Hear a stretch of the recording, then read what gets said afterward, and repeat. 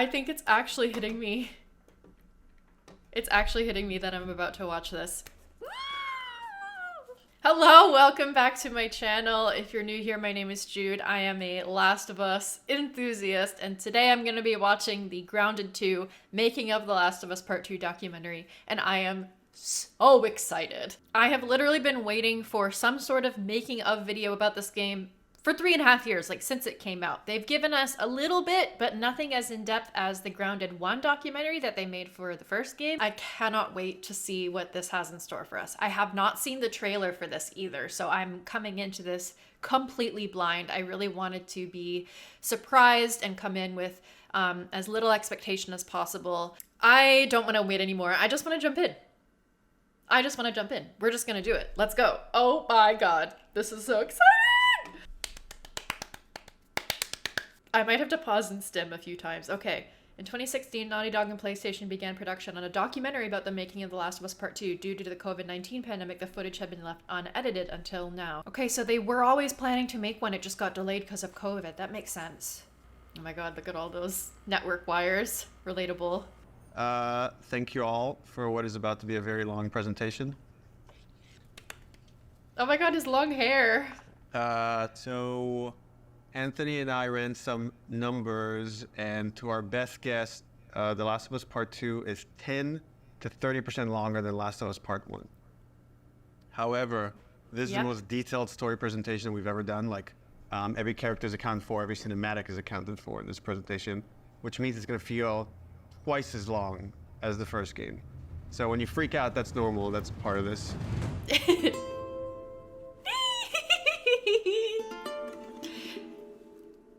And it literally is twice as long as the first game. Oh, this is about an hour and a half to 2 hours. So hopefully you got your pee break. Okay. Oh my god. I would have done anything to be in that room. 15-year-old Ellie. This is a few weeks after the events of the first game.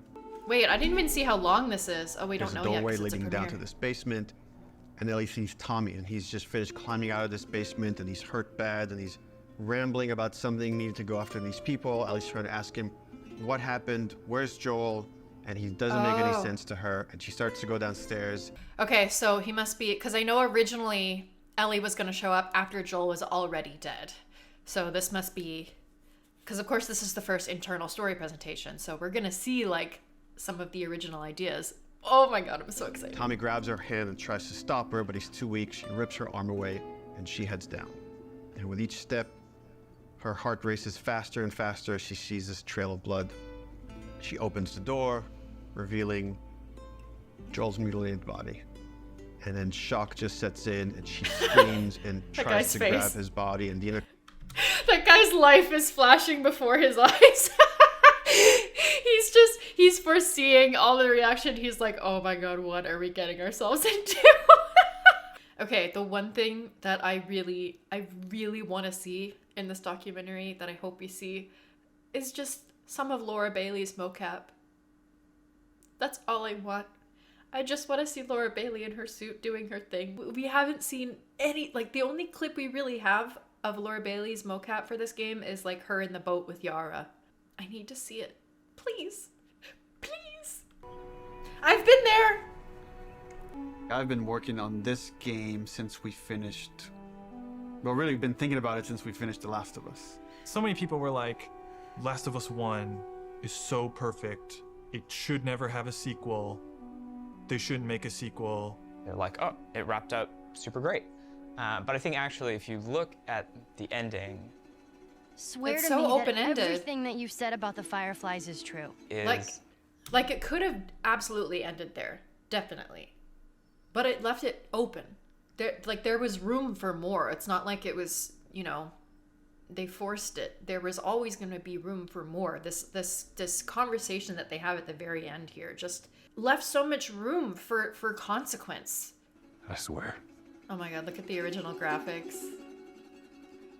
Okay. Still holds She has up, a honestly. very good bullshit detector. She knows something doesn't Hi, feel Ashley. right, but I think is too scared at that point to ask. how long can you really live with accepting a lie like that? Especially as a young teenager, you know, especially as you're growing up and you're like fighting for your independence. and to figure out who you are. Yeah, like she was never going to be able to accept that for that long. We did this thing called One Night Live, where we had the actors come on stage and reenact certain scenes. I wish I could have seen this, They man. say we get you to the Fireflies. What happens next? R.I.P. Annie Wershing.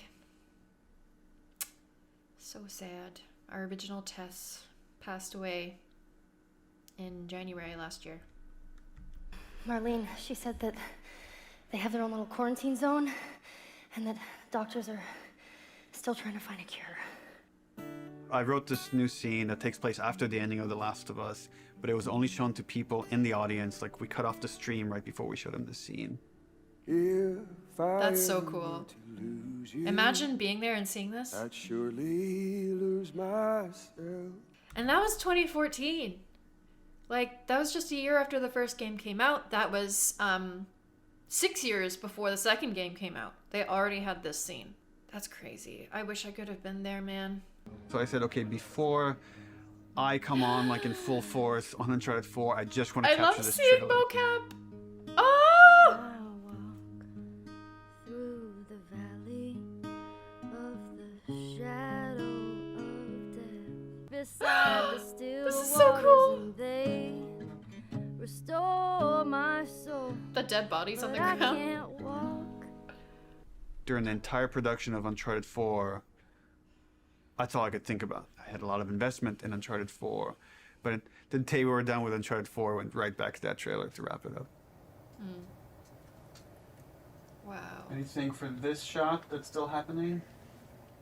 Not in animation. This is so relatable, like just going shot by shot and picking it apart and making sure it's perfect.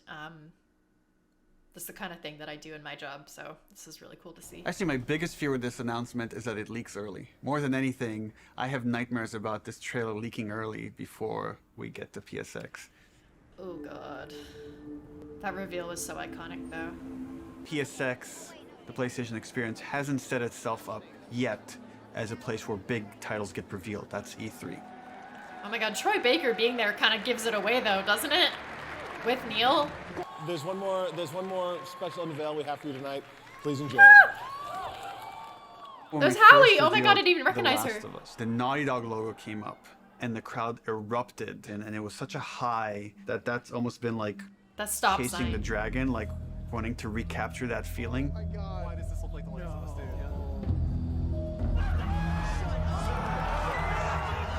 Playing it at the I surprising remember the moment. hype! Hopefully I wasn't we'll even have there. a similar feel.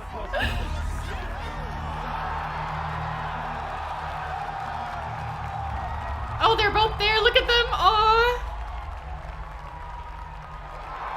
They're so scared. This was so iconic. I'm gonna cry. What are you doing, kiddo?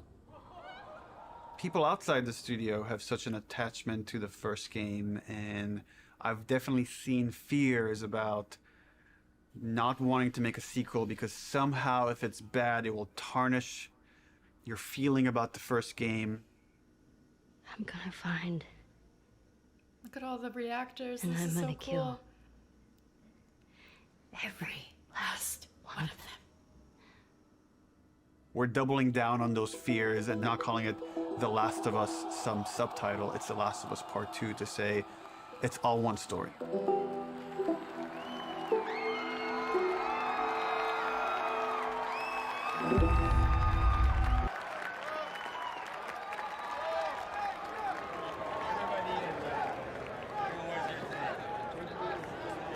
Oh my god, Laura's there too! The concept for the sequel had to feel compelling enough, have enough weight that felt like, okay, this is an experience worth creating, worth spending the next 3 years on. Yeah, and they've said similar things about if they were to do a part 3. Like, you gotta find something that's worth telling to continue this amazing story and, like, put all those resources in and push the previous game even further. And that's why I'm not surprised that they're struggling to, like, find a concept for part 3 because Tilo 2 goes so far in so many directions, and I don't even know how they would begin to top that, to push that even further. And they might not, or they might. I don't know. I'm here for it either way. I became really intrigued with the idea of the cycle of violence and how like certain events would trigger acts of violence that then would beget more acts of violence. It's almost never satisfying. It never brings the person you love back. And despite you thinking it's going to bring some closure, it doesn't. Nope. We just need more empathy. Agreed. Wouldn't it be awesome if we could create an experience that lets you safely explore those feelings? We're gonna start the game where you're playing a new character. Oh, cool. That sequence ends with this character killing Joel. And we really have to paint her as this monster. Then when you play the next chunk of the game and you're Ellie and you're gonna pursue justice, quote unquote, and you're gonna go kill this entire crew, we're gonna go back in time and show you that same sequence of events, this character that you saw as a monster, to now get you to see things from her perspective. I love those concept arts. And how this crew is a bunch of people trying to survive in this world. And they had their reasons for pursuing and finding Joel and killing him. And I had a few parts that I was kind of stuck on, and I felt like to kind of shake things up, I wanted to bring in another writer. Hallie. I thought it was a very thoughtful story about violence and obsession. He had Abby, sort of like this girl who was the daughter of the doctor. And that Ellie would go on this vengeance quest. And when he was like, and then Ellie actually kills Abby, I was like, what? I can't believe that was the original Yeah, let's plan. fucking do it. Not only is she I'm so glad they contributing in a lot changed of it. ways, I feel like she's wanted to add more romantic intimacy between the characters. Yeah. Those are areas that I've been, I don't know, more uncomfortable writing that stuff. So important. These are young women with their own relationships and desires, and I love that we get to see both Abby and Ellie like come up against those feelings and have physical intimacy and have moments of just being a human and being a young woman. I love that they added that in there. Thank you, Hallie. Ellie is this very relatable character. I thought she was a perfect vehicle to challenge this notion that violence doesn't have a cost, because it does have a cost in reality. It's going to ruin this girl. You know, people love Joel and Ellie, and we are about to kill one and make the other one a villain. I was very nervous telling Troy we're gonna kill off Joel. In the God. first game, he was advocating that Joel should die. Oh. When I read the ending to part 1, I was like, you're gonna piss a lot of people off. Let me go. Marlene is the closest thing to a parent that Ellie has had outside of Joel. You just come after her. A lot of people got hurt, and Marlene would be one of those people. Joel has crossed these moral lines, and therefore he deserves to die, and he thought it might be a more dramatic ending. And I was like, no, you're crazy. Like, but then in the second game, that's why I was like, thought like, oh, he would take it pretty easily. He goes, so Joel dies. And he's like, and so this happens, and then and I literally had to stop. I was like, can you give me just a second? Aww. Because it literally was as if someone was telling me about how my friend had just died. I think he kind of took it hard. It was like the Yeah. character meant so much to him. Understandable. We're gonna kill off this character. His role is gonna be much smaller on this one. All of a sudden, it was, please don't take this from me yet. Ellie is scared to be alone. Yeah. Everybody that she's loved up until that point Has she's died or lost left them. her. It's hard to imagine the story without Joel dying. Like, you feel that hate, Ellie feels that hate. Yeah. You're 1-to-1, you're on the stick, Yep. and that informs the rest of the story. I'm literally gonna cry. I don't know why. You okay? Yeah. We get you through interactivity to really connect and empathize with this character. You look like you heard of us or something. And then make you feel like I've led Joel to a trap. Oh, that's so interesting. I hadn't really, I mean, I think I have, but like the complicity that maybe a player would feel because you were playing as Abby, of getting Joel into that situation. That's interesting. It's an interesting angle. I don't know why I'm getting emotional right now, but it's gonna happen probably throughout this entire video. Just warning y'all now. Neil actually wanted to be very ambitious about changing the game almost entirely. In the first like 4 or 5 months, the game was actually kind of an open world, inspired by Bloodborne. Whoa. Could you imagine? I just made a video about these And, like, games too. it was That's purely funny. melee focused, like it was all hand-to-hand combat. Oh my god. Look at these concepts. This is so cool. Oh my god, hey Abby! Ooh. It wasn't just the melee combat, we were also looking at sort of layout structure. Bloodborne had a very sort of an Ghosting. I do open that at work. space that sort of kept getting bigger and bigger as you explored. I really like that feeling that you get of mastery over the world. But that's so not The Last of Us.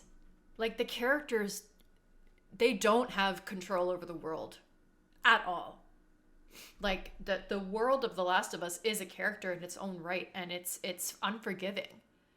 So I'm kind of, I can see why they ended up changing. I mean, it would have been really cool to see an open world game. I mean, I think they had that open world section when Ellie and Dina first arrived in Seattle, but thematically, I think it makes way more sense that the world is the way it is and that the characters have to find their way through it without dominating it. It starts to become kind of almost a character in the game itself. What did I say? Figuring out some... It's crazy in all these videos when they're doing all the level design and like the rest of the level is still in the building block phase, but the characters are very much like almost complete. Kind of cool. You can see like what order they were doing things in. Reversal stuff, a lot of climbing and balance beams and seeing how far we can sort of push in that direction without it getting over the top like Uncharted. My name is Arnaldo Licea. And what do you do here? I do design. I know. How long have you been doing that? A day. What? I got an opportunity to work in QA, and that was QA. That was a great learning experience. I shipped The Last of Us and Uncharted 4. The thing I'm proudest of is the people who came in to a quality assurance job as a contractor, which is entry-level work, and used that job to get to where they ultimately wanted to be. Hell yeah. When I interviewed for the QA position, I specifically said that my goal was to be a designer. Yep. He had formed this relationship with design where they knew they could rely on him, spending his free time designing a demo, and at the same time, him going to them and not being like, here's 50 bugs you need to fix. He went to them and was like, what do you need? How do I help you? What kind of bugs do you need? And for their part, they embraced him and were like, why don't we show you how to lay out nav mesh? Wow. We're trying to figure out at the moment how we handle big spaces, bigger than the first game. The enemies are so, like too spread out to be really considered Dina! like one single small encounter. What happened to and Dina? Seeing what behaviors we need to start developing for them to make it look good. Like, okay, so Dina has to get off the horse and take cover with me and help me engage with the enemies. Okay, but the horse is still there, so what happens with this horse? Does it ride off on its own in order to like protect itself and then come back after? That feels too intelligent for a horse. That seems a little funny. As soon as there's range combat, the horse kind of makes it fall apart. Before I could rush forward and go into this building, climb up, and take out the sharpshooter that was harassing. when they can just move the character around like that, it's called ghosting. And animators they decide like what position the character will ghost in this case, it looks like they just have them, cross-legged like this. I've seen some instances where the character is like doing this. Sometimes they're like more standing up like this. Sometimes they just freeze in a normal pose, but it's funny. A lot of the times animators will be sillier about it, and I love it. Also, I love this conversation. This is fascinating. Like the logistical questions about how a player might react and what your companion will do based on that reaction. It's so cool to think about. Now there's tension. Guys can come from anywhere, like from this rooftop, from these windows. And that really inspired us to take some pretty drastic changes as far as the flow. Okay, I love whiteboard stuff. Infected QZ backstory, hints of the WLF, show the brutality, killing of trespassers, find Tommy clue, and Dina puke moment. Okay, so these are all like beats that they want to hit. Then there's the ambush. The horse is killed. Ellie's taken prisoner. We got the school. Killed Jordan. First humans. The WLF. Yep. And then Seattle on foot explore. Oh, this is so cool. This is my shit. I love this stuff. Like at my work, if I will literally go and like get a whiteboard and write stuff out just like this, because I just find the act of actually like writing it out and then seeing it so much more effective than like a digital whiteboard. I don't know why. There's just something about like the physicality of it. I love it. Where is the map? Ooh, this reminds me, I tried at one point to see if I could get through the whole like gate section of Seattle without getting the map or the gate codes. You can't. You can't. But they had to come up with a contingency for that in case somehow a player missed picking all those things up. You can't actually go to the console to punch in the code unless you have the paper with the codes on it. So even if you know the code ahead of time, you physically can't like access the console without it. Climb down to sub, leave Dina, enter old Scar hideout and rock pile. That would have been cool. The rock pile, I remember in the director commentary of the remaster, they mentioned a rock pile being like how the Scars bury their dead. Because originally Lev was going to die and Abby was going to find his rock pile grave on the Seraphine Island. Everyone seems to agree that the thing we're building is going to be cool. Once it's done, it's just that it's such a big game. Huge. Our games have become more and more ambitious, and the studio has gotten a lot bigger. When I started here, we're 40 people. Look at them all. Now we're over 300. You can't handle that many people with a flat hierarchy. There's so many talented people here that you can rely on and lean on. It makes the game better, and that's really kind of the secret sauce of Naughty Dog, is how collaborative it is. You find the right people who really want to do the best they can possibly do, and then you kind of give them the resources to try. You're getting what you asked for as a creative person, right? You're kind of getting the freedom to go as far as you can go, but sometimes I think we need to be saved from ourselves a little bit. This is the first project that has had the proper pre-production period, where we have locked down, for the most part, the story beginning, middle, and end before we started production. That hasn't happened. I don't know if that has ever happened, now that I think about it. It's a very, very messy process, which is, again, why it's a lot of times really difficult to schedule. I think right now we are planning on springtime of 2018. So when springtime of 2018 comes around, The Last of Us 2 isn't in stores, oh my you can look God. back at this and say, well, I guess their plan wasn't exactly set in stone. Nope. 2 years later. And a pandemic. This next E3, 6 months away, we need to look at a gameplay demo. E3, it's always been the biggest and most extravagant showing of the game industry. Not anymore. There's something special about the energy of E3. We need to figure out what the gameplay is, because So right sad. now it's just we've got a bunch of like cool prototypes and stuff like that, so it's scary, but we work well under pressure. Once that meeting happened, it was just like, right, of course. I'm not in the Twilight Zone. It makes sense not to do this. It felt really nice seeing the leadership kind of having the teams back and seeing the logic of the situation in So front important. That's it. So important. Okay, cool. Thanks. I feel relief just watching that. Okay, so are you pissed off? Am I pissed off? No. What am I? Are you sure? I guess in one sense it's relieved. Yeah. Because Relieved and disappointed, probably. there was concern Which of is whether fair. we could hit the quality that we know we need to hit for both Lost Legacies and for our what was going to be our E3 demo. And then on the other hand, it's kind of disappointed because Yeah. I was excited to get this demo done and get it out there and get the reaction, but now it's going to have to happen at some other point. This seemed like a pretty intriguing scene to introduce Abby. That whole scene is going to be our next marketing beat, and then we're not going to say much about it, about how this fits into the game, where it fits into the game. Iconic. Iconic. Ah. And I remember, here's the thing. I watched that trailer. Like, I watched that Abby trailer scene once, I think. And I completely forgot about it until I was playing the game and I got to that part in the game and I saw Lev and Yara and I was like, oh yeah! This was the trailer. And of course, at that point, when you're playing the game, you have all the context. You know who Abby is. And I was just like, holy fuck.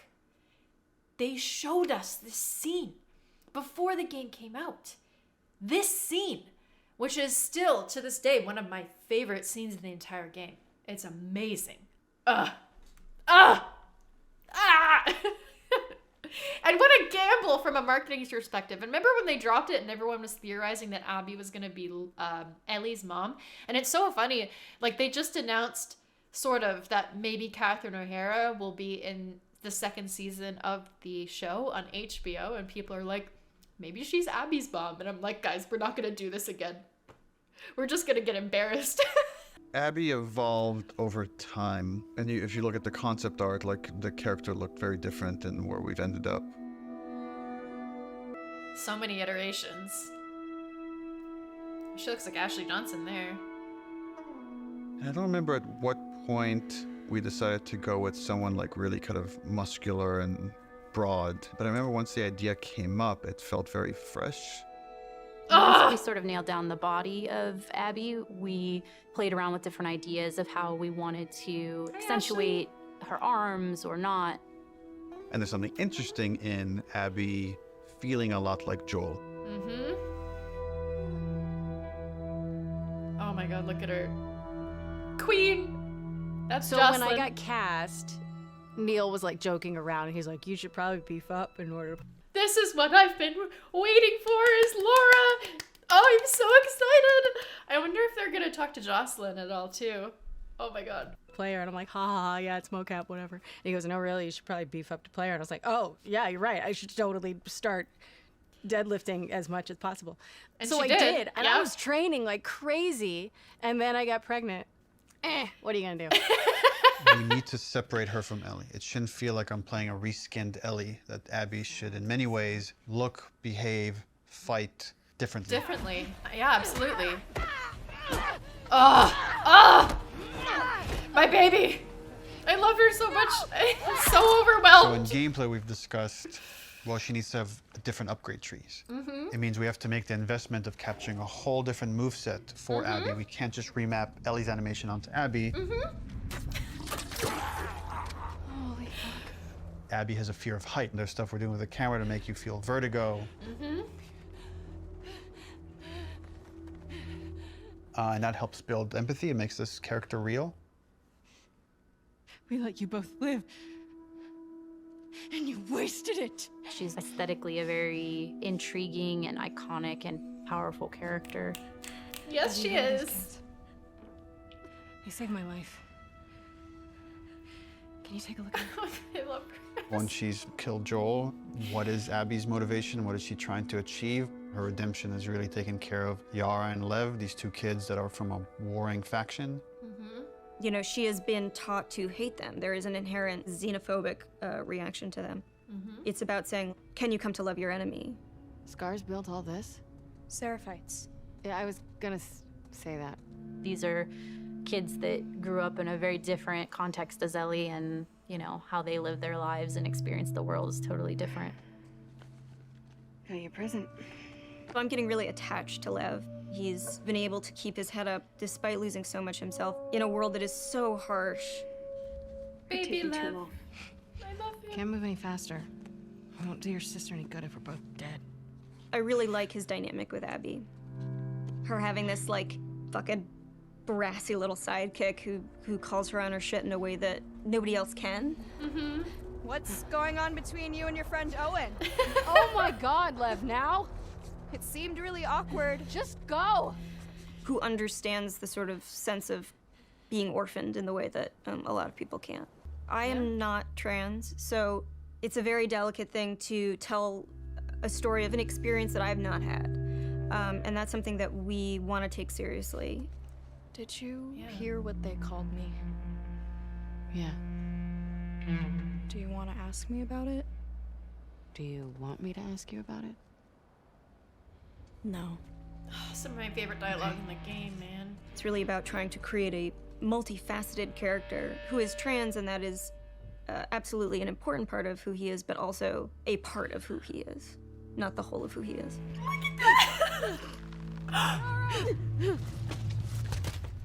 As far as the Paris cutscene, I'm pretty stressed out. This is all I've We wanted. have 13 days, less than 2 weeks to finish this thing, and there are still some big ticket items. We've got the Greenlight demo done. She's putting on quite the show. Oh my god, the stand-in for Jesse. It's very real. We're in full production now, so I guess that's the short of it, is we're in full production now. Let's have the first in-depth look at a much anticipated and exclusive title. Last of Us 2. Last of Us 2. Please, please. Please be Last of Us 2. Our fans, they want to know every last thing about what's going to be in this game. Is this The Last of Us? Neil has taken the way, you know, he kind of creates an arc or like this sense of drama, this kind of sense of mystery or like dramatic tension. And I love OC crazily Deirdre. has brought it Wait, to... hang on, I kind of just zoned out for a second. They put OC Deirdre in this? I love that. Oh my god. She's great. I love her. That's so cool. Marketing. I view marketing as part of the game. It's very calculated what we put out there and how we want you to connect different marketing assets. When we first released the teaser trailer, too many people right off the bat said Joel is dead. Yeah. The blown out light really fucked us in a way I don't think any of us saw coming. We actually underestimated our audience a little bit. They're Yeah. so sophisticated now. So you have to get more sophisticated, like how am I still gonna surprise players and viewers? You start on characters you've never seen before in a world that like could be The Last of Us, could be anything. She looks That creates... and she looks different here. Like she is thinner in this original trailer that they dropped of this scene. So maybe they were still iterating her design, or maybe they didn't want to go that far with her physique at that point, you know? Oh my god, I'm still obsessed with the fact that they just dropped this with no context. Just simply iconic. Amazing scene. Just story-wise, cinematically, it's a oneer. It's one shot. Just chef's kiss, anyway. It's like a really, really cool sense of tension. At no point are we gonna market that you play as this other character. What is this? Oh, that looks good though. I was so excited thin her about arms working are. on it, and I couldn't say anything. It was so rough. Oh, is she gonna cut a baby out of her belly? And then Uncharted 4, you find a comic book that shows Ellie's mom Yeah. pregnant. So people already had theories that Last of Us Part 2 was gonna have Ellie's mom. Oh, if we just kind of black out the letters, she has the same number of letters as Anna, Ellie's mom's name. That's true. We'll get people to think this is Ellie's mom. Oh my god. Girl's got a good... Look how thin her arms are. That hammer's from the Outbreak poster. So we had that poster with the Uh-huh. forearm of a character you've never seen before, with this like kind of wolf's head in the background. What does that mean? You know, I kind love of that like poster. prompting this mystery. You want people to feel like they figured everything out and then have the story surprise them. Man, if this is The Last of Us 2, bro, I'm gonna go crazy. It is? Oh my god. Last of Us 2? Yeah, that was a clicker.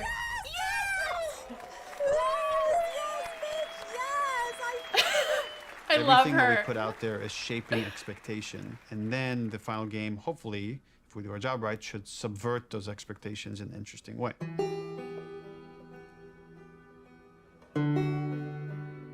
We knew we were pushing boundaries with that cinematic. We are making a violent game. We're not going to shy away from how violent it is. It is part of what we're trying to say. And I thought it was a great discussion initially about what is the appropriate level of violence. When is something so violent that it just turns you off where you just don't want to experience it at all? I like that they were wrestling with those things. I didn't like some of the insinuations about the trailer being misogynistic towards the female characters. What? I don't think this story ever glorifies violence against women. There's no bias towards women or men. It just so happens that the two protagonists of this story are female. Yeah. And therefore that's what you're going to see the most of. There has to be fail states. Yeah, it's not gendered violence at all. At all. Which is one of the things that I love the most about the game. Like the two protagonists just happen to be women. but the way that they interact with the world and the way that the world interacts with them, like, it doesn't make it about that. Like, I think, Jordan calls Ellie bitch at the beginning when he like is kicking her in the stomach, and I think that's the only time that there's like violently gendered language even used against Ellie or Abby. I can't remember if the WF called her a bitch. I know they called her a snake, but like, it's just, I love that they don't lean into that in the game at all. So does that mean that there can be no female protagonists in video games? Because that feels super sexist to me. And frankly, like, Period. Women are the victims of violence, and don't we want to see women fucking fight back once in a while? Fuck yeah. It's just chronically online, people. They gotta make That fucking character, issue with her everything. hand getting hurt, it has consequences for hours of gameplay to come. One article even like asked the question, were any women involved in the making of this? And it's like, yeah. The co-writer, the lead character designer, the lead character artist, all the actresses that worked on that scene. Period.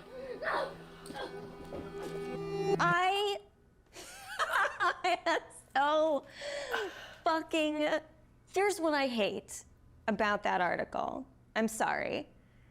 Do a Speak your modicum shit. of fucking research. Just a modicum. Just a modicum of research. Just like a little bit before you put something out there to suggest that no woman could have worked on this because of the level of violence, because there was violence against women, because it is a video game. Speak your shit, Hallie. Is so fucking sexist. Yes, it is! I like watching graphic violence. Does that make me less female? No! Like, I like having a conversation about what power is.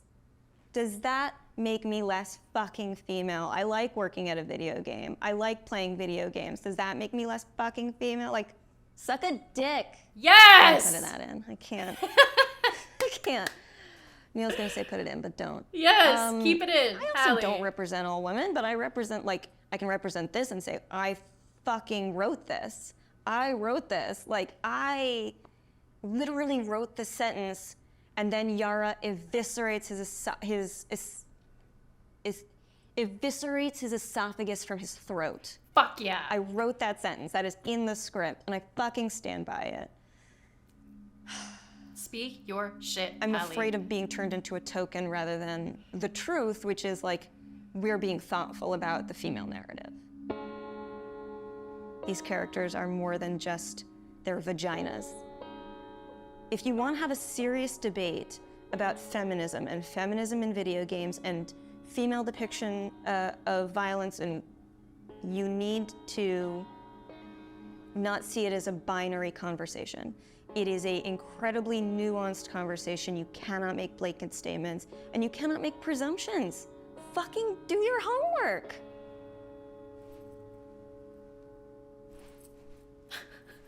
I'm right here. I feel I'm that. tweeting. Oh, that was so good. I'm so glad they kept that whole thing in. That's so important.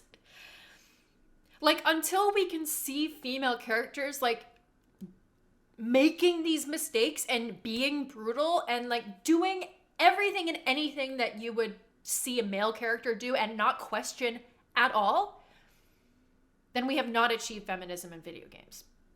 Like, I'm so glad. I don't even know if I read that article that she's referring to, and I'm glad I didn't, because it would just make it, even just seeing those snippets of it in this video made me so angry. And I viscerally felt Hallie's frustration there. These are young women living in this inherently violent and brutal world. You think they're just gonna, like, not participate in it? Not defend themselves? Fuck off. The tone of the violence in the game has always been important to portray as realistically as possible. Our job outside of just drawing up concepts is really pushing our reference pipeline to make sure that the character artists are getting the most realistic examples of whatever they're working on. We can't find certain things, so we make the reference ourselves. simulating rain on wall. 1, 2, 3. How does that Oh, drip that's so fall cool. down? What does canvas look like when it's soaked in blood? That's so cool. Splashing blood on them, dripping blood on them.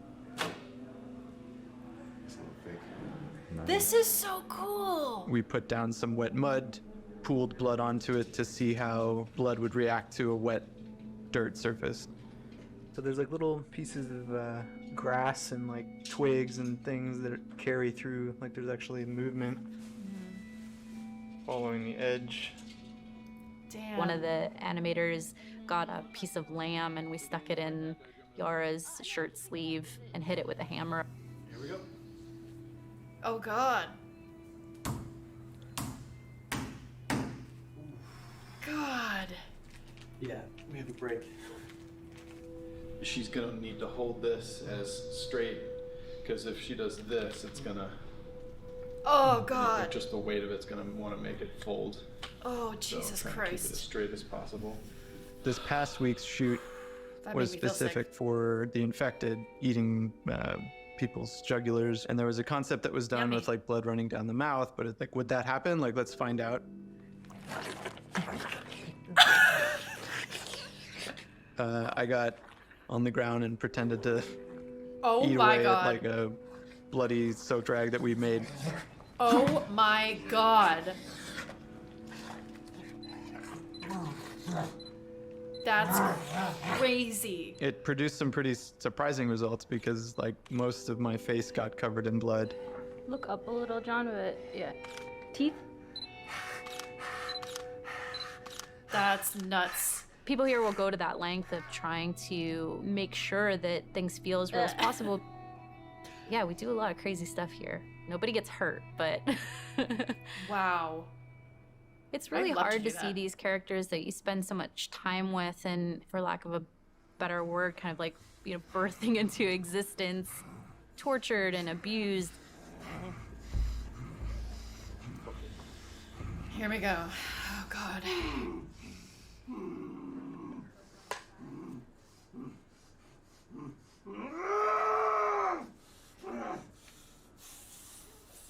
We're shooting the Joel death scene, which is like the catalyst, the opening of the game. This scene has all of Abby's crew. It's a complicated scene because it's the most actors we've ever had in a single shot. Y'all act like you heard of us or something. Yeah, sorry, I hate to pause here because this is visceral for me, but like I in the director commentary at the beginning, Neil was talking about how it's hard to have more than 8 performers in the volume at once because they start to lose data. And I was thinking, well, in the Joel death scene, there are 10 people in that room. There's the 8 Salt Lake crew, and then there's Joel and Tommy. And it's all one shot. I mean, they still could have spliced things together, but I mean, they must have figured out a way to have 10 bodies on that soundstage, and I guess we're gonna see it here. I feel kind of sick because I'm so excited. I think, okay, I need to brace myself for this. It's because they have.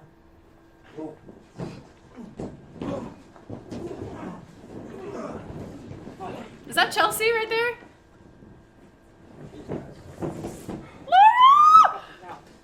Or Joel doesn't die. There's Ashley Birch. That's Chase Austin there, I think. So then what happens is all of us become friends. Yeah, that's Knowing Chase what was Austin gonna right happen there. and knowing There's how Jeffrey. it was going to happen, I got very fearful. There's so much weight to this scene. This scene has to be right. It's really difficult to reshoot it if we need to. Within the first game, having to call Troy and Hannah back to reshoot Sarah's death was very, very, very difficult for me. The last time I tried to do a big emotional scene, Don't do this, please don't do this, don't do this, don't do this, don't do this, please, God, no. Oh, God, no. that didn't go too well, and we had to reshoot it. Don't do this to me, baby. Don't do this to me, baby. Come on. Thank God they did. Thank God they did. how the hell am I going to play this? Like, how are we going to do this? I don't know if I can do this. I don't know if I have the chops. Am I going to put Laura through this? Because I know how hard it's going to be on her. Look at her, oh my god. Take one, Mark. Action.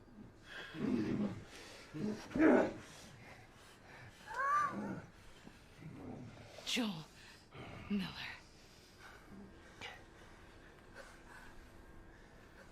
Who are you? Guess.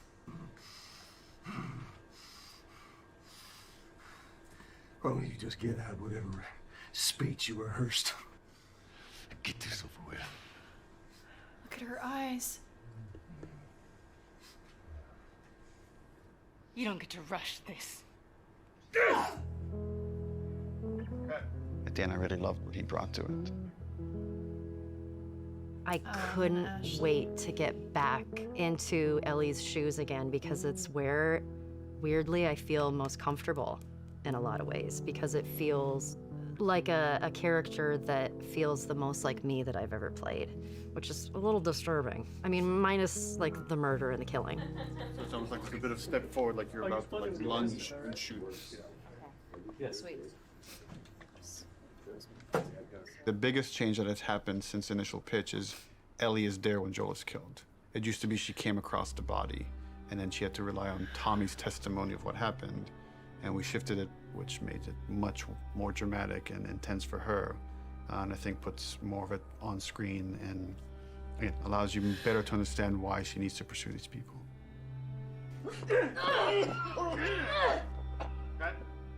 The hardest part for me was looking over at Ashley. No! No! Knowing that Troy was gonna not be a part of it as much was really hard.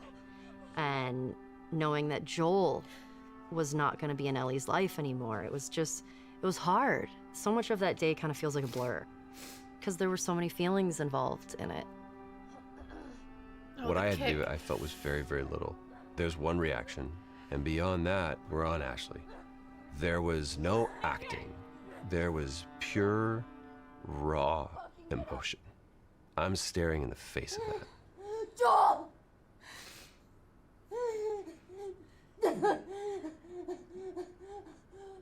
Why are you doing this? Get the fuck off me! I'd lost a little bit of my voice. I couldn't scream like as loud as I wanted to, you know, to get that frustration and that sadness out. Ashley was behind, crying, and God. And knowing Abby was taking this away from her was very difficult. And so I was crying when we were filming that scene.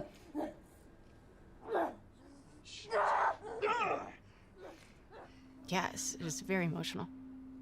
And they're like best friends. I'm sorry, I'm such a mess. Like, this is all I wanted, and now that I'm watching it, it's like, it's hard. It's just, I love how much they love each other, and oh my god, it's Patrick Fugit. I've wanted to see this for so long.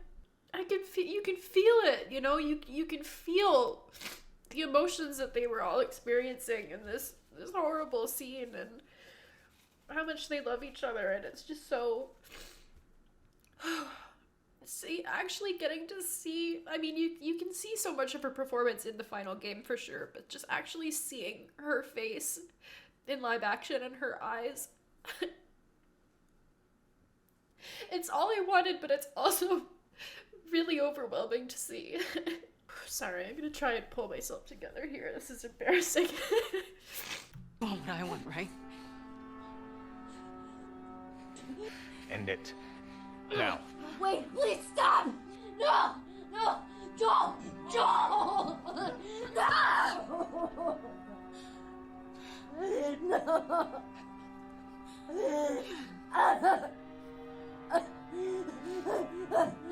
We want him to die in this really unforgiving sort of way. Like, it needs to feel senseless for you to say, fuck these people. I'm gonna pursue them to the ends of the earth and make them pay. Look at them all. Oh my god, there's Alejandro. Like, this is just so... It's just seeing them all in the suits.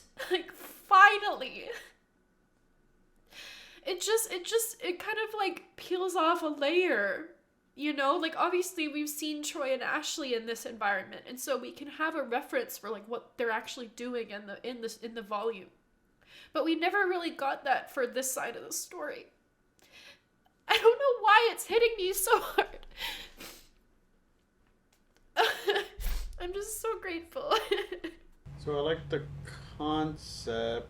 I felt like there was a lot of repetition and it felt long. Once like Joel's head gets smashed, I don't want a close-up look of him. Okay. Yeah. I wonder if we could do like the smash from the back of his head.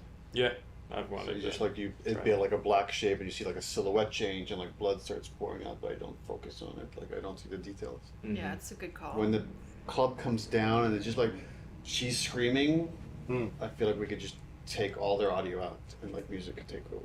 And again, we're trying to build more rage than sadness. That's going to really set up our journey. Okay. Yeah. Okay, play.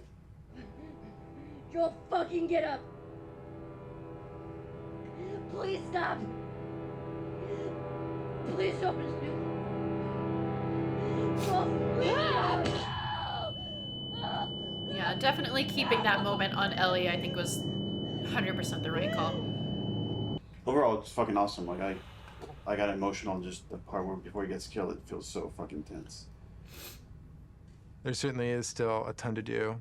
We still have like 45 scenes that haven't even been looked at yet. It's terrifying given our deadline. The process right now is just getting Neil. We just need to get Neil into the room. I got bad news. Mail yours this. He's canceling? He's canceled. But we had the cameras set. He's supposed to come in. He's the Actually, it's good we're getting this on camera. This is what it's not about. This is what it's about. Yeah, he's a busy man. Melee stuff to review today. He said let's pick it up tomorrow. Oh, fuck. So yeah, that's what happens. I It's feel just for like, those guys. Okay, all right, that's fine. I don't care. I don't care. Aw, but you do, and it's okay. Yeah. It must be hard, like, to have such a massive game and only have one person kind of at the helm who kind of has to, like, make all those final decisions. Like, I'm sure he was, like, just running around busy, right? Like having his fingers in so many different things. So speaking of E3 demos, remember way back when you guys said you were going to lock that content and then not touch it? How's that go?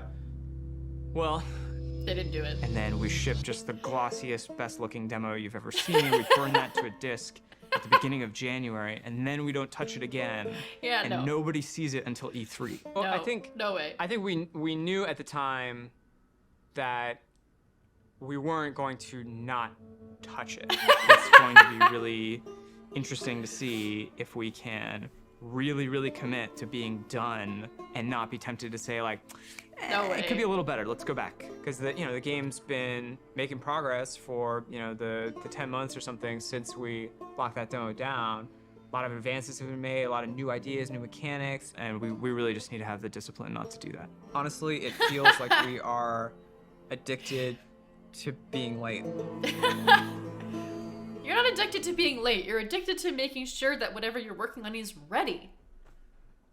And as good as it can be. And that's commendable, honestly. Like, it can wait for it to be in the proper place, in my opinion. There it is. The E3 demo. It was a version of our original Greenlight demo. I remember Wow. going to Neil's office and being like, how much can I change this? And he's like, well, what are you thinking? I'm like, well, I'm thinking like this big thing, and I'm like, just like brand new designer. I'm just throwing out like everything. Like I want to do this, and I want to do that. I want to make sure that it feels like a sandbox, that it feels like this big space, that it's multiple paths. It's like something like we really haven't done before in The Last of Us. And he just goes, go for it. Well, let's do it. It's a really amazing level, to be fair. Any one mechanic is not maybe anything you haven't seen before. It's the combination of how it all comes together, the way it works with the animation system. The new stuff we're talking about is like, oh, you can be in grass. She went into the grass. Watch yourself. Like, one of the biggest things we do in the demo is jump a gap.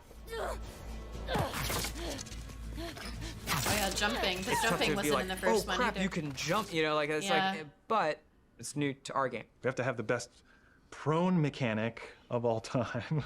Yeah. Yeah, no one's ever seen when I aim in prone and she actually like rolls up on her back and aims like this. Yeah.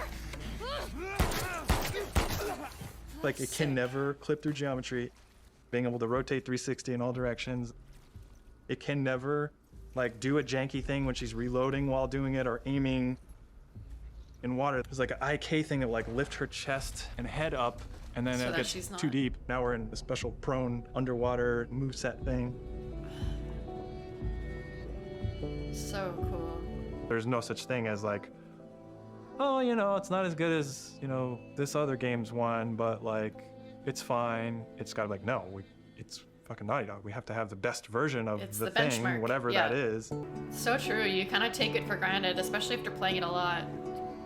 You kind of forget how much of a technical marvel it really is. E3 overall was amazing.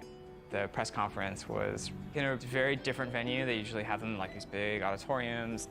And this was kind of like, almost like a pop-up. They Decorated like built Jackson. a whole crazy church thing, which was pretty rad. Oh yeah. It was super cool. It was better than we expected. That's so cool. It's like you're in the Jackson dance. I think they have a picture of Shannon and Ashley here. Yeah, there's Shannon. Ah, I wish I could have been there. You can feel like the tension of people trying to figure out what is this press conference, what's going on, what game are they going to show here. Wow. Look at all the people. On the Naughty Dog logo, you get this big cheer. On the Ellie Yeah. reveal, you get this big cheer.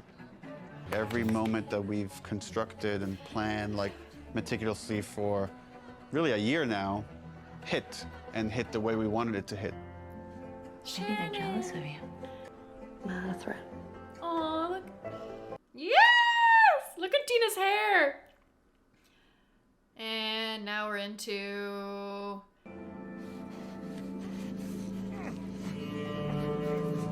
Oh, so good. So good. Holy fuck.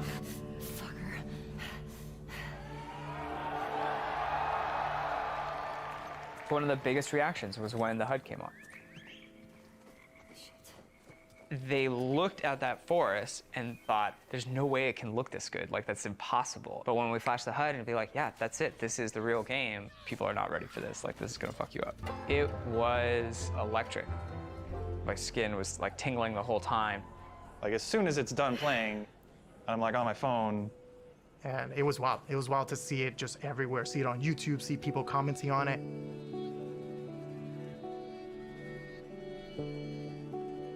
Ruthless and gay. Yep, that's The Last of Us.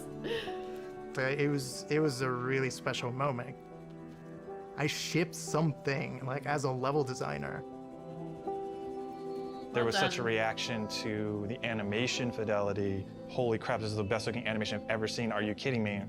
We're on the forums, going through the messages, seeing how much people think it's amazing. Someone's like, sort of cynically, that our stuff was fake. I guess it's kind of a compliment to the animation team for like someone to say it's fake when they're working so hard. And right away I responded, I was like, don't respond, don't do anything. Like, it's just not professional. I was also a little anxious about it because it's a little fake, you know? Fake is an interesting word. There's an argument that he's right. It's not the final polished game. You can't just play this demo in any way. You have to play it in this very specific way. But before we even show the demo, it was like, let's not put anything in there we feel like we can't. Look how much gray is in Neil's hair in this clip versus like at the beginning of this documentary. This man has been through it. do. There was no thing of like, we don't know how we're gonna do that. It was just, we literally just don't have it systemic yet. You know, like systemically, a guy pulling you out from underneath a car, we didn't have that hooked up yet. Now we have it hooked up in the game. Arthur! Ultimately, as we're building the rest of the game, if anything feels like it's not the right call for the game, we don't mind changing it. Like we had certain things in the demo for the first Last of Us where like Joel picks up a pistol and takes out individual bullets from it and then pockets it. And like we could have done that, it just took too long. So for gameplay purposes, we cut that out. I was talking to other animators and they were like, yeah, man, they think it's fake. They have no idea. Like, it's awesome. The same animators who made this demo are going to make the final game, so like, I don't know what you're talking about. They were confident, which I'm glad. We knew what we were doing and we knew how special it was. It was a little bit of a microphone drop to the industry, and for many it was inspirational, and they were excited to be able to add some of those details to their games and their future games, and for some of them it absolutely freaked them out to see this might be the new bar that's expected for other games to follow. Oh, her Part falling of me into is the like, car like oh, that shit. was cool. Like, they're fucking calling us out. It's like, we have to deliver this. Like, we always were gonna, but now it's like people have called us out, so we have to do a full body throw animation when you pick up a bottle and you're running, and not just a partial animation because that guy fucking called us out. And she does do it. The real challenge is making the whole game look as good as this one controlled situation. We come out of E3 and hopefully we've set the standard for this, what the rest of the game needs to feel like. When you already know exactly what you're supposed to do in the game, you've memorized everything, it's hard to have a true experience with it. You have to bring in people from the outside to play it fresh. And so we try to start playtesting as early as possible. We've got testers in bright and early. They're going to start playing the game. They're actually just right across the hall over here. Imagine being one of those. Oh my god. I wish I could work in the States. So I'm currently watching the 10 people that we have in at the moment focus testing.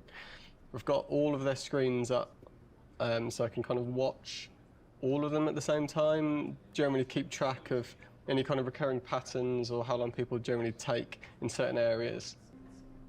Yeah, it's really cool, just like observing player behavior and like things they might think of that like the developers, animators wouldn't.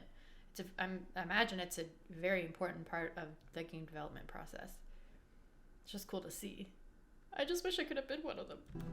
We've had a few people on the team that have been really passionate about making our games even more accessible for people with different kinds of disabilities and making sure as many people as possible can experience our game. Accessibility is something that really touches a lot of people. As we get older, pretty much all of us are going to have probably some sort of accessibility need. It's important to welcome people with disabilities into all of our public spaces, into our shared culture, and that video games are a rich part of that. I love this, that you don't have to have like a 2-button feature to keep her crouched down. This is awesome. I love that.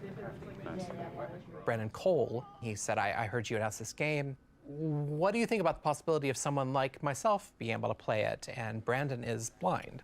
I hadn't really thought about that before. I don't even know if that's even possible, but I want to try because that sounds interesting.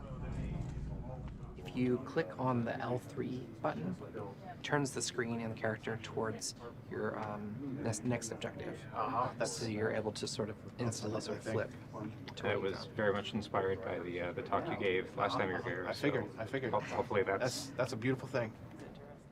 We had this Hell yeah. feature that let you navigate along the golden path.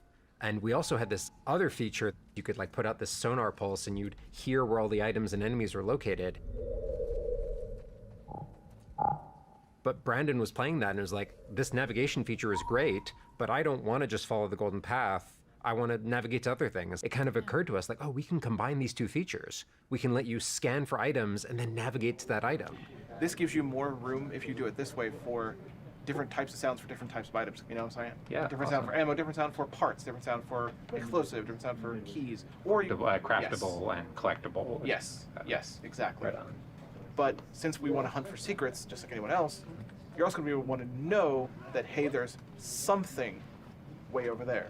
Players with disabilities still want to have challenge. It's not about just making an easy mode. Yeah. So what happened there was an auto vault. So you pressed into a wall and it automatically vaulted. I feel happy about this. This is an example of actually the good part of the studio culture, which is self-empowered, that I think allowed us to do this crazy thing, this thing that, I couldn't tell you if it makes business sense to some degree, but it was something we were passionate about and interested in. It was a way we saw we could make the game better. It was something we saw we could push the frontiers of, and we went with it. studio leadership was supportive of us, but this really was like a bottom-up kind of initiative. Yeah, absolutely. And I think that early success really helped to build momentum for the rest of the project. Shielding everybody from the cost, from the budget of these decisions helps them focus on their discipline. Don't worry about money, worry about making the best game possible. Trust that there are people at the top that are looking at the budget and considering that. At a certain point in the project, we start offering dinners to the team. Good. I wondered if they were gonna address crunch. This is crunch. Building these 2 major demos and a trailer next to the rest of the fucking game. And it felt impossible early on. Yeah. It's the thing that's always hard for us to polish.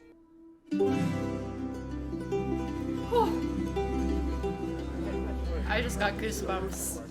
We wanted to show the team the final trailer. Before we show you the trailer, just to say thank you to everyone, where we jumped from doing a 3-hour demo to this trailer where we had almost nothing, and it's like pretty amazing what we can do when we all come together. In fact, it's so amazing you can forget, and I've been here for a long time and I can forget. So to remind you, and maybe reignite some of that panic, we're going to show you 2 trailers. One from exactly a month ago, and one from about an hour ago when we wrapped up the trailer. Wow, So enjoy. okay. Holy shit.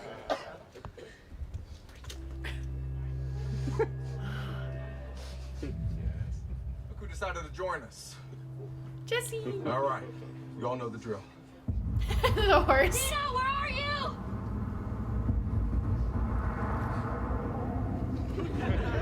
I think I'd let you do this on your own. Oh, there it is. Joel reunite lie, it says. It only gets 1 clap. Keep in mind, this is what the whole game's going to look like. We're going to make it this awesome. In a month. The difference of a month. You can't stop this. This was a good reminder. Wow, Look, when we dude. come together, when we rise to the occasion, when we do this thing that people outside the studio talk about, like this Naughty Dog magic, this is what it looks like. So when you look at parts of the game that aren't there yet, know that we could get there in a pretty short period of time when we're so focused. Holy shit.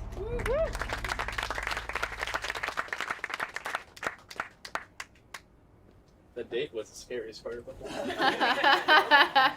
We got the trailer done. We'll talk to it. Wow. Just wanted to take this moment to run through the events of Outbreak Week, which is when the trailer is going to debut. Oh man, We back are when they going to called be it Outbreak having Week. The big press event in Koreatown at this giant warehouse. Ah! We're having 80 journalists from all over the world come. We I got wanna go. made sure Rustic very comfortable coffee! chairs for 3 hours. I want to go. Outbreak Day is the day the outbreak happened in the United States in 2013. In September real life, we 26th. celebrate September 26th as Last of Us Day. Oh, the score for this part is just In the so good. highest level of how Naughty Dog is perceived as a company, it's that we're story first and mechanics second. A lot of it is, I think, proving to the press and proving to people that, yes, we can do both. We had a number of sessions where the animation team, design team, and programmers all got together and we acted out a number of scenarios. And what that does is it gives us really great reference and touch points that we can always look back to about the way that we naturally behave, the way we naturally respond to each other. And those are the types of details that we want to weave back into the game. There's a cost. You killed that person. His friend now feels a loss. You know, his dog is now alone. The dog. Dogs are really difficult to start off with because they're quadrupeds. They just don't turn around. They kind of like wheel around a little bit. Smell something, girl? The main concern we had is how is it that we can actually get a dog to perform a dance card on the motion capture set? And when we finally brought them on set, it was just incredible what these dogs were capable of doing and what the trainers were able to accomplish in a short time. Jump, jump, jump! Oh, they're so cute. They move extremely quickly. So they're super hard to shoot. Fuck! Yeah, they're fast. They're fast in the game too. They are very low to the ground. You have like these attacks that are designed to go up here, and now you have to kind of do them down there. Killing a dog has gotten people more like upset than anything else in the game, than hanging people, than eviscerating people. We're gonna break new ground in dog murder. She's the only one you have to kill, though. We had like a new scripter start like 2 months ago. First question, she walks into the middle of the room. I have one question.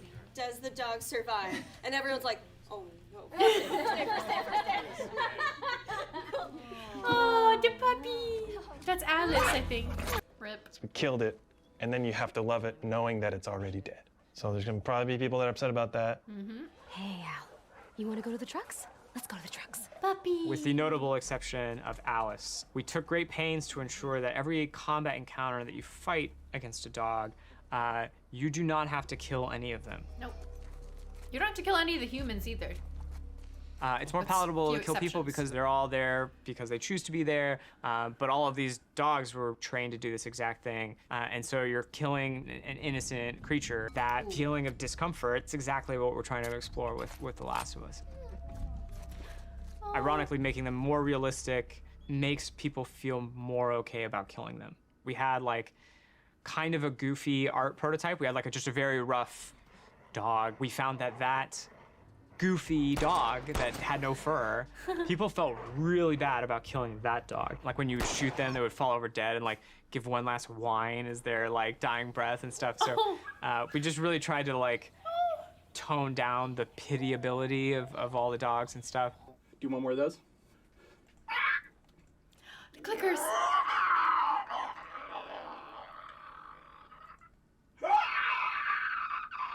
We're trying to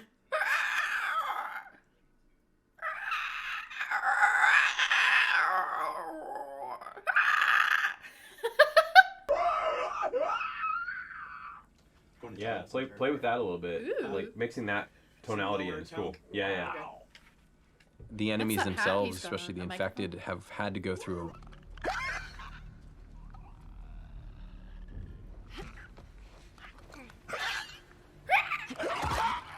a big part of those recording sessions is working with the voice actors. It's much more collaborative. Yeah, that's cool. Damn. I kind of want to see what your more natural voice sounds like. You're basically trying to coach people that they're not zombies. People. Yeah, now imagine sprinting. Look.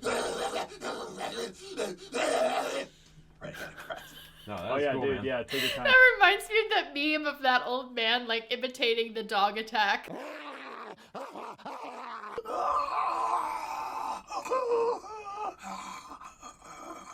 Man, give us the vocal hygiene Gnarly routine. sounding roars and breaths and wheezes and really interesting stuff that I've never heard come out of a person ever. Ew. Like the wetness of the shambler sound is. Blech. There were times when I was writing like 40 pages of in-game dialogue a night. Neil kept saying, stop, you have to like give it to somebody else. We will hire somebody, we will make this work. And I was like, I think it'll just be. You will hire somebody? You'll hire somebody? You'll hire a writer? Really? Really? Please? I'm a writer. I was just bullishly like, I can handle it, I'm tough. I would like somebody to teach me how to have work-life balance. What if this doesn't come together? What if this is the one that sucks? What if this is the one that sinks Naughty Dog? So then you have to like kind of bury it, compartmentalize it. Who knows what damage it does to your body while you're doing that? Because ultimately, you can't let that fear dictate how you work. And just keep the faith. Yeah. Primary filming in this project ceased in December 2019 due to the COVID-19 outbreak. The following interviews were recorded in 2023, looking back at the push to get the game out. Oh dear.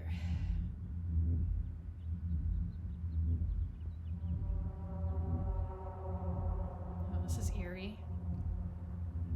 The game was just about done, was content complete. We were fixing bugs when there's these like rumblings of this pandemic happening. Like, I remember when this COVID shit hit, and we're like, bro, really? Like, for real pandemic? You know, at first it feels like, oh, this is nothing we need to worry about.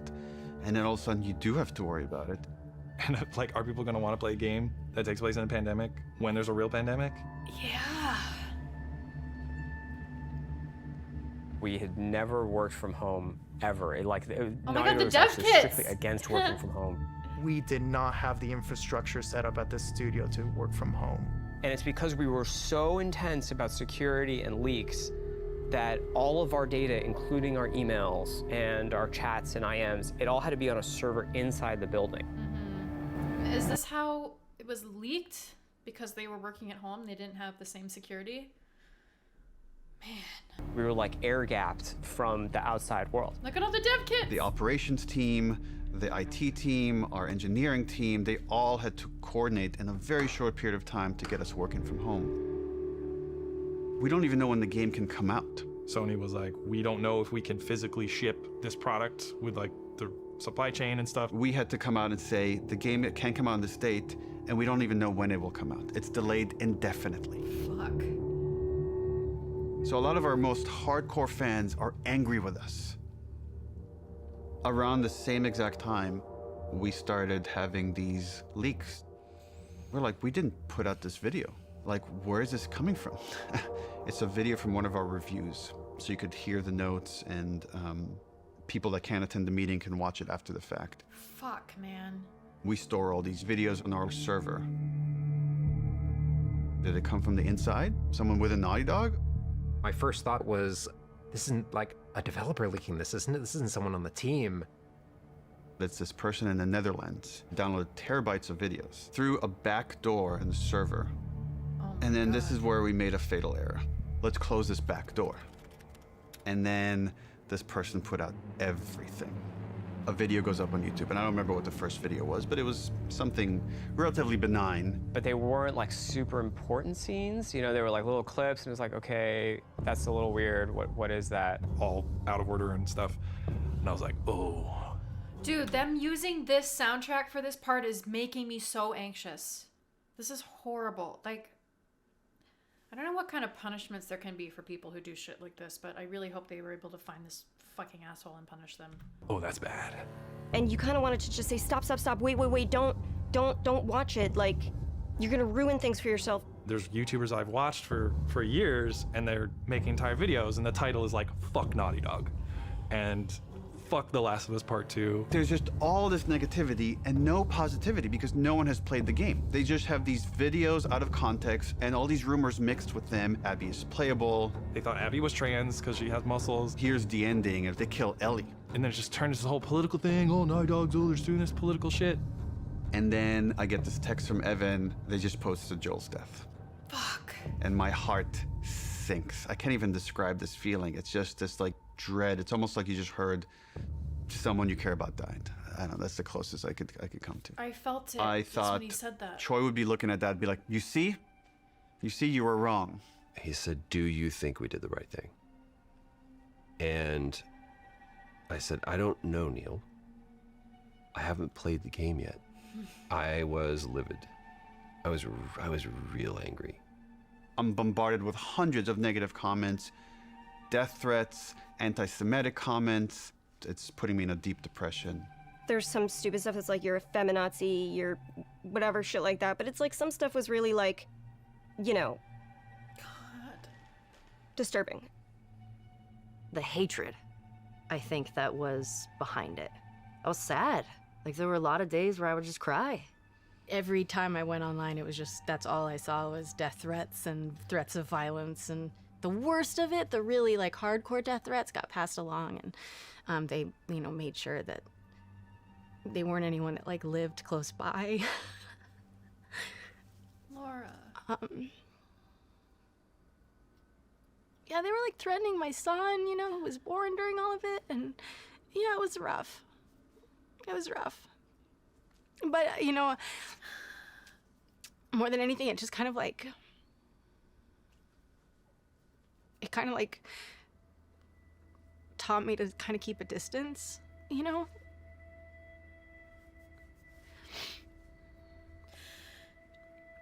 I don't want to watch her cry. I don't want to watch Laura Bailey cry. It's so horrible. It's so horrible. What these fucking people did. It's not fair. Like, they didn't deserve that. Even a modicum of that. Any of them.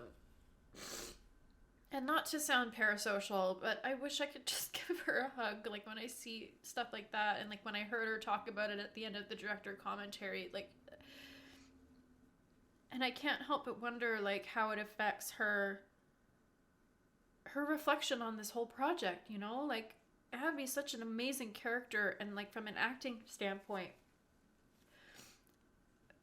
like, such a meaty role to be able to sink your teeth into, and such an iconic character.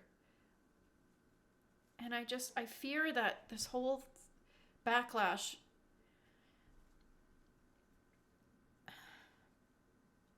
I hope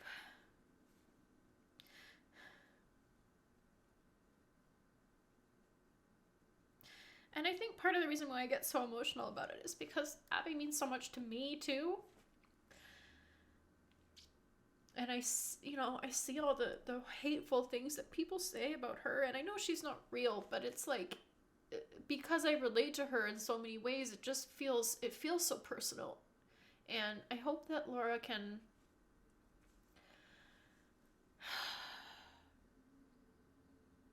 I hope that it hasn't, like, completely ruined her perception of her own work and this experience working on the project. And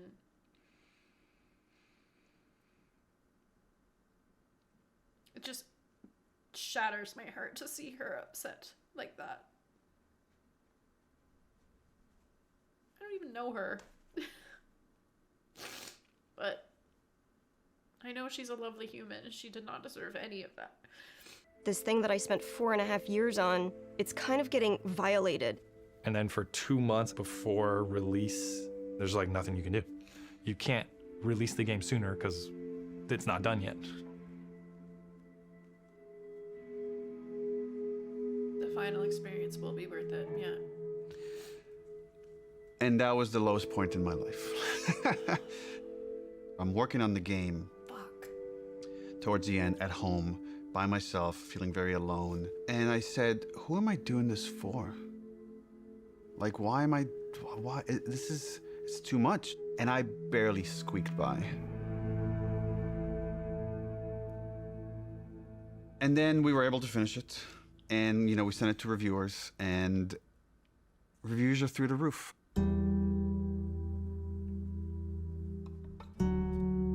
Yeah, because it's amazing. And I called Troy, and I said, like, dude, I'm sorry. I feel like I failed you. And he's like, what are you talking about? And I'm like, yeah, just how some people talk. He's like, oh, dude, I don't care. I played the game, and I love it. And I got really emotional. I was like, I realized how much I care about Troy caring about the game. And that was a huge sense of relief. There's not a single aspect of the game, part 2, that I would change. And anytime someone comes up to me and says, all over again. I didn't really like what they did to Joel. I was like, great, awesome. Tell me a better version of the story. And to this day, they still can't. Exactly. It was a traumatic experience for myself and many people on the team. And the kind of hate we got because of those leaks will stay with me forever. And I can't even describe how angry I was of what the damage this person did to us. I want them punished in every sort of way. I wanted this to be this villain. And this person is like, in their 20s or whatever. They live with their parents. And it's a fan. And then when we delayed the game indefinitely, this is what they said, is like, I wanted to force Naughty Dog's hand. I wanted to force them to release the game. So I thought if I just put out all the videos, eventually they'll put out the game, which again was never an option for us. And I remember sitting there, sitting in my anger, and then slowing down and just saying, okay, if anybody should take the lesson from Last of Us Part 2, it should probably be us. Just let it go. Isn't that so interesting? Because what did I say not 5 minutes ago? that I want this person to be punished. And I don't mean like in a violent way, just to clarify. I just mean legal repercussions for the damage they did. But yeah, that's so true. Just a basement dwelling kid who just wanted to play the game so bad, and I mean, obviously doesn't excuse what they did. Fuck them for what they did, but he's right. Let it go. And I mean, they still did the thing. It still won the most GOTYs until Elden Ring, and rave reviews from critics who actually know what the fuck they're talking about. And 3.5 years later, still has fans like me and people who watch my content who adore this game, who adore the story and the characters and appreciate all the work that they did. So I just, it breaks my fucking heart to hear him talk about that and to see Laura and Ashley crying. I just fucking hope that they know how much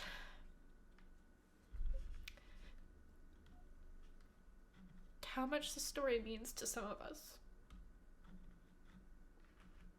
I really hope they do.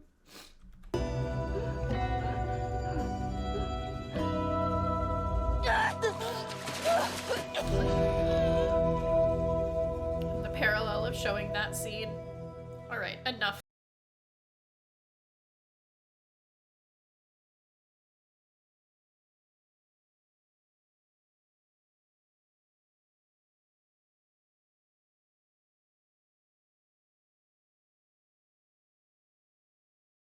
Eddie Vedder to play Future Days for the Game Awards. I'm a huge Pearl Jam fan. Really? Yeah, I know. So shocking to many people. What a fascinating way to tell a story. It's just getting better and better all the time. And I really appreciate the way that Future Days was used, especially bringing Joel and Ellie together, connecting through music. It was cool to be part of it. So thanks for having me, and enjoy the rest of the show. How lucky am I? Like, how cool is this? This person that I've admired since I was a kid is now like mentioning this game that we all made. And then we start winning award after award after award. Dude, when she won the best performance award at the Game Awards, I was in this apartment, but in the other bedroom because I had a roommate at the time. And I was in my room and I was watching it live. And when she won, I like screamed, and I ran out into the living room where my roommate was with her boyfriend, and I was like, Laura Bailey just won best performance for Abby. They had no idea what I was talking about. But I just was so excited. I felt like so vindicated on her behalf, and and then it won GOTY and everything else, but I was most excited for her because I knew how much vitriol she was getting, and I was like, fuck yes, she deserves it, just for her performance alone, but also because of all the fucking bullshit she had to go through. I wanted best that narrative for Hallie, and everyone at Naughty Dog. I can't wait to hug and high five and get drunk with each one of you. That's going to have to wait till next year. And more than anything, and I know that I speak for the whole team when I say this, we'd like to thank our friends and family that stood by us and supported us throughout us making this game. You inspire us not only to make better, more meaningful games, but to improve how we make games. And here we are, April 2023. The pandemic kind of brought up that question of like health and mental health. Are we developers that are going to stay at the studio and have full careers? How do we make this sustainable? I chuckle in retrospect, just how absurd the failure of trying to alleviate crunch was. If you have great processes and you're super organized, that doesn't fix crunch. What that does is it allows you to make a bigger game. We read the post-mortem feedback for The Last of Us 2, and it was really, really upsetting to see what coworkers had gone through. So we were highly motivated to try to figure out how to fix it. Everything about our workflows were already being upended with remote work and everything. So it's like, okay, well, yeah, we got to do this now. And we knew that to make the real changes we did, it would take the entire studio working together. We now have the goal for Naughty Dog to eliminate crunch. The only thing that fixes crunch, the only thing, is just deciding that you're not going to crunch. When we onboard people, we tell them, you know, we have a reputation as a studio for crunching, and it's something we don't want. And it's something we're not going to do anymore. First, we had to do, what is crunch? Let's define it. Because when you just look at hours, that turned out to be too simplistic.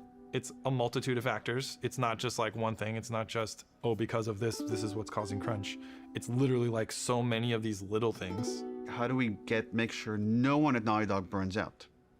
You know, every couple of months we send out a 90-second questionnaire that goes, are you worried about your workload? Are you worried about having to work overtime? If you feel like I'm overburdened with work, you have to tell somebody. Being able to work from home is hugely helpful for me, from my mental health.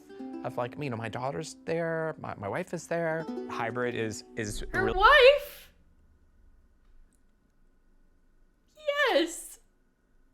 Queer queen lead designer, M. Fuck yeah. really the sweet spot, because I think the benefits have just been enormous. In the past, our leads, our managers, were the people that were best at their craft, but not necessarily the best managers. So we created the role of principal. We really gave people the choice, like, do you want to make stuff or do you want to lead and manage? And Arnaldo is now a lead designer here. Now I'm responsible for a team, and I really enjoy Started that. in and QA. being able to share that knowledge and kind of work with someone, even if they're more experienced than me, and it's been great so far. It feels so much like a different studio. I hope that we can keep changing for the better and make sure that we're making the games that we want to make, that we're really passionate about, that we don't stop doing that.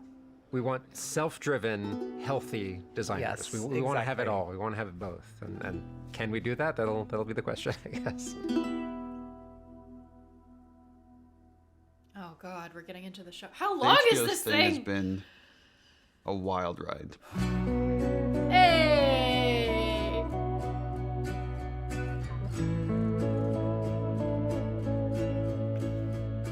I just wanted it to be like good. Like, dude, if it just comes out and it's a good show, like that's gonna be huge. So good. I'm sure it will be very different when I actually see Abby being portrayed. That will be so weird. I can't imagine what Ashley and Troy must be feeling. Specifically because Ellie is a part of my heart. In some ways, it was really hard. I feel like Bella was the only person who could play her.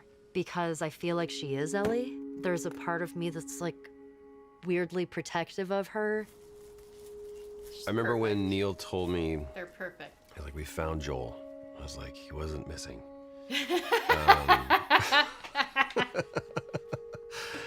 Oh, It was Troy. Pedro Pascal. And I went, oh, we're bulletproof. It felt like Craig and Neil together saw that this was a story about humanity, and they made it a story about humanity. Yeah. We got Frank. Who knew that was waiting? Craig's screaming from the sidelines going, I did. When Neil and Craig asked me to play Ellie's mother, Anna, no. it made me so happy. And I'm crying, so it doesn't seem like it, but it was symbolic in so many ways to me. It was so Being perfect. able to sort of bring Ellie into the world, be the first one to fight for her. Oh my God.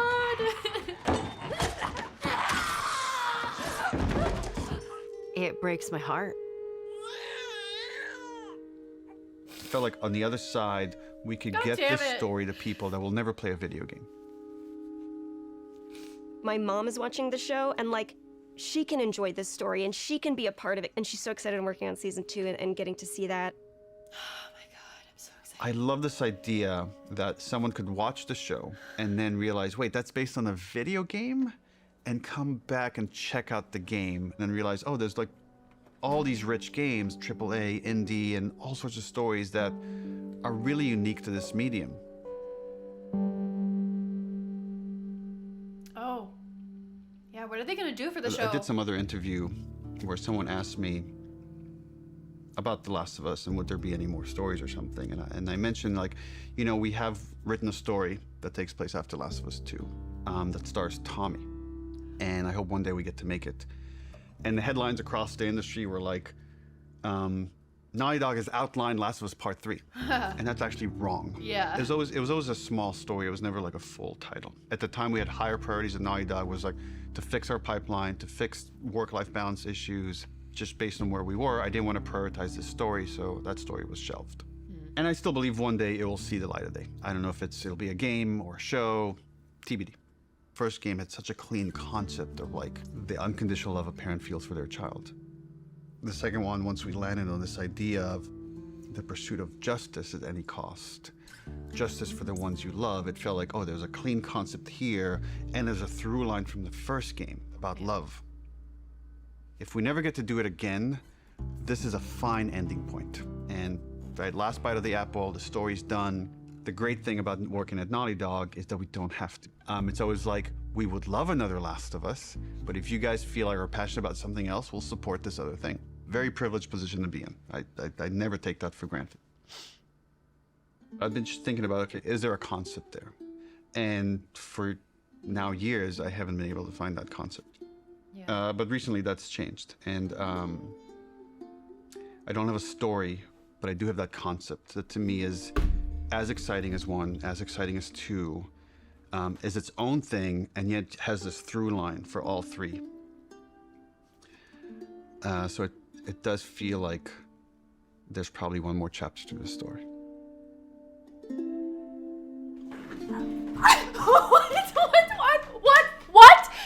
What? That's the end?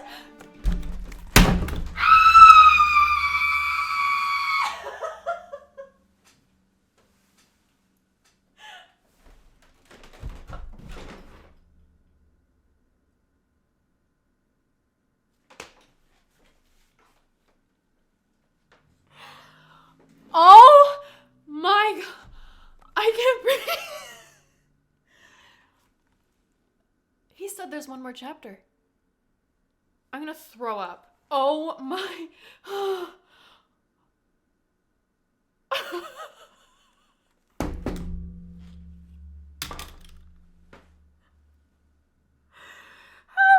You just ended on that, you jerks!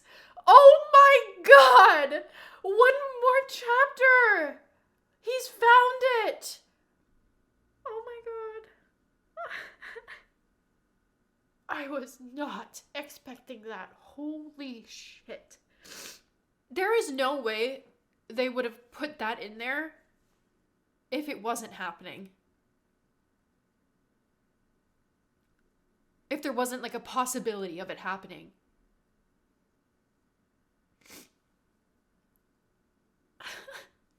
And it's crazy because everyone's been speculating for so long that there would be a third one, and everything that we'd heard directly from him and from the studio had been, we don't know, like we haven't found it yet.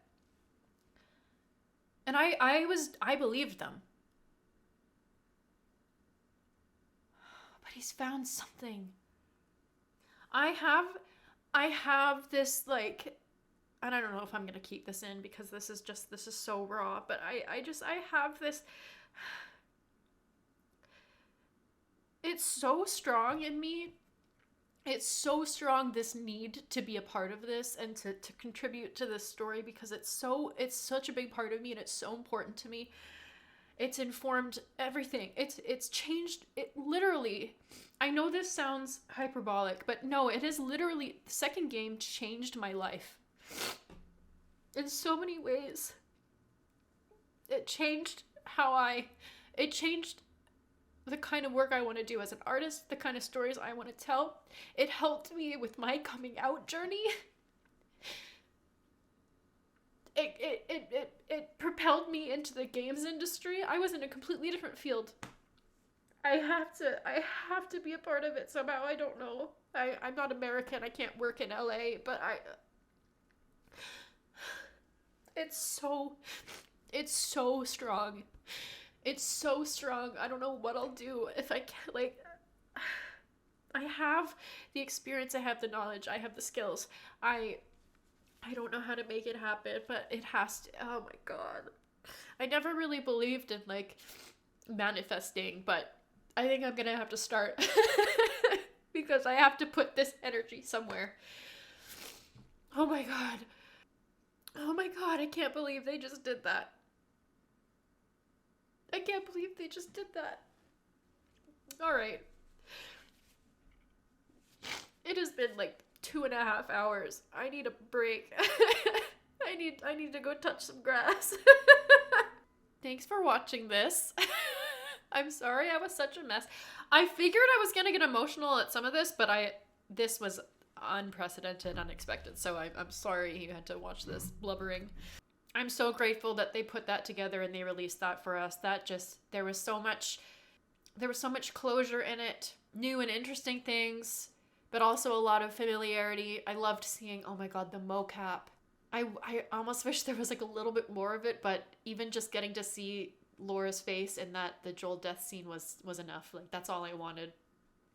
That's all I wanted, and they gave it, so thank you. And again, like I said earlier, like, this game, it does mean so much to so many people. And I really hope that they know that. And I hope that they're proud of themselves, and I hope that their reflection on the whole creation process and you know, the reaction with the leaks and everything, I hope that doesn't taint everything for them, you know? I just hope one day I can be part of it. Somehow, some way. I'm gonna start manifesting. I have to. Follow me on TikTok if you don't already. That's where I post most of my content. Yeah, I'll see you around.